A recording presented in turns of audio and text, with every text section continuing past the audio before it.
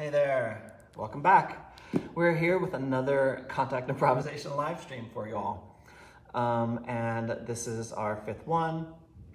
Please check the others out if you haven't seen them before.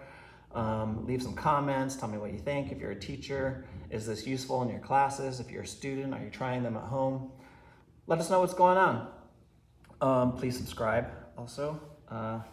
We are committed to getting this information out there for all you dedicated contact improvisers. Okay, today's live stream is called Groundwork, and it is the point of these exercises that we're going to do today are so that we can learn how to not get crushed and how to not crush one another when we're practicing this form. And it doesn't matter what you learn first. They're both important, and one of them is not more important than the other. We're going to demonstrate a little bit first with my dance partner here, Rory. Some of the concepts involved with first not getting crushed when we're down low on the ground. Today we're going to be all doing very low level stuff, groundwork stuff, and we're going to start by showing some of the concepts that we're dealing with. Let's pretend that Rory here is feeling a huge amount of weight coming down on them. Let's say it's coming down in a place where they can handle it right here in their center. Notice how immediately the architecture is arranged. They're meeting the weight. And they're protecting their rib cage. Ribs have been broken doing contact improvisation. So this is one thing you want to do, protect the rib cage. If the weight is too much to take, say my whole body weight is starting to come down and give more and more weight, you just do what you need to do to get me off. Yes. And going into this fetal position is a very effective way to get someone off of you. And I'll demonstrate that myself. So just bring as much weight as you can. You know, kind of try to crush me and see what that's like. Yeah, that's good. That's really good. So you're trying to crush me. All I need to do is get my arms and my legs toward each other on my side. Almost no amount of weight can keep that from happening. And it works too if I'm on my belly and if your weight is here and I need to get you off. I can go either direction, but you know I can just leverage it off like this. So that's the general idea of how not to get crushed when you're down low. Basically, we try not to give other people the opportunity to crush us. We're going to be doing an exercise, and it involves both people do the same role. We're going to take turns going on top of one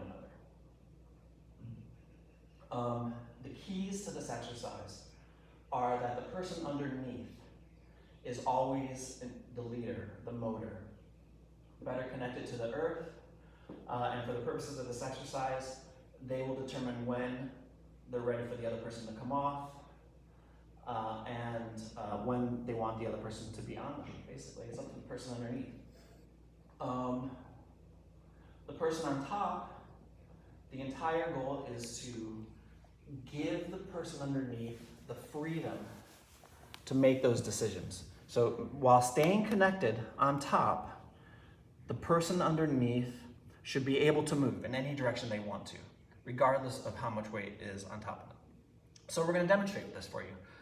Again, just to remember, the person above is always trying to stay light. How do you stay light above? Let me show a little bit of how we stay light when above someone. So you're on your belly. Notice how if I fall down on my back like this, does this feel light to you? No. It does not feel light. It's maybe if I can lift my center off like this, but we're very limited. Whereas if I'm on my side, I can get really light. I can get so light that I'm floating up above. But I don't want to be that light. I want to be connected but light, so that you have yeah, exactly. You can send me off either direction, and I'm still connected.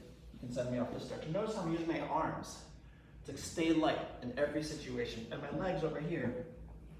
Another aspect of staying light is my toes bear weight as soon as they can, and my arms keep adjusting. Notice I'm keeping my weight close to my partner So as you roll over, I stay light by keeping my weight close. You can put them all the way down to this side. Right? Go back to your belly. I can also stay light by putting supports around, right? And your freedom move. Okay, those are ways to stay light. We talked about how to not get crushed. We're gonna put it together in the exercise. And it's really simple. We stay in either flat or very low levels. Basically your hands and feet should always be able to reach the ground in this. And we just take turns. One person on top of the other. The person underneath can pause to make sure that the person on top is listening to them. And if the person underneath is feeling too much weight, just say, get lighter or too heavy, and see if the person above can modulate. Okay, let's demonstrate what this looks like. So we just start sitting back to back. And we're just following, sharing a little balance here. And I'll go first. I'm just gonna roll to my belly, catch my partner, and say, can you get a little lighter? Yeah, maybe bring your knee in closer to me here. Yeah, now that's light. I feel like I can go any direction. I'm gonna bring you back this way. And then you can just get to me. So I'm just following on my partner, staying light. Staying light. I listen to the pauses. Excellent. I'm gonna bring you down on me. You can just rearrange and okay. Keep this toe on the ground, pushing down.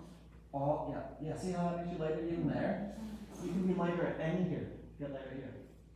Yes. At every situation, you can be a little bit lighter. Want to take me down? Let me try it again. So I'm staying light. Mm-hmm. Yeah, I can get. You can actually do this feather light. 1 pound of weight. Do a full roll, 1 pound of weight. Can I do it? Yeah, I can. Right? Nice. Okay. Just 1 pound of weight. Try it on me. Okay. Excellent. Full roll. Go. Put your weight on your back. Perfect. And can you come back? Here you gotta use your arms. Use your arms. Perfect. Great. So now we can be really light even when we're rolling around on top of each other. Take me down one more time. Maybe I'll lead with my leg. Can I still be light? Yes. And still be light. And then come all the way on top of me. Find your lightness, Yes. And that's it. Okay. That was a long description for a very short exercise, but it's fun to play around with. The lessons are, when you're underneath, think about being the motor, the engine, telling the person above you when you want them on and when you want them off. If you are underneath someone and you just freeze and pause, then that's basically an invitation for the person on top of you just to play up there, do whatever they want. But know that it's your decision when someone's on top of you, whether you want them there or not, and you can let them down. Conversely, when someone is above somebody else, they should do it in such a way that gives the person underneath options, freedom, works with them, doesn't crush them. And I'm not saying this is the way to dance all the time, obviously, but it's a skill that if you don't know it, you're not going to be able to utilize it. Right, okay, so leave some comments, ask some questions. Tell us what you think about these exercises, and yeah, we'll keep pumping them out once every week, 6 p.m. Wednesday Pacific time, 9 p.m. East Coast time. I don't know what time in Europe it is, but spread the word. Thanks, appreciate it. Bye.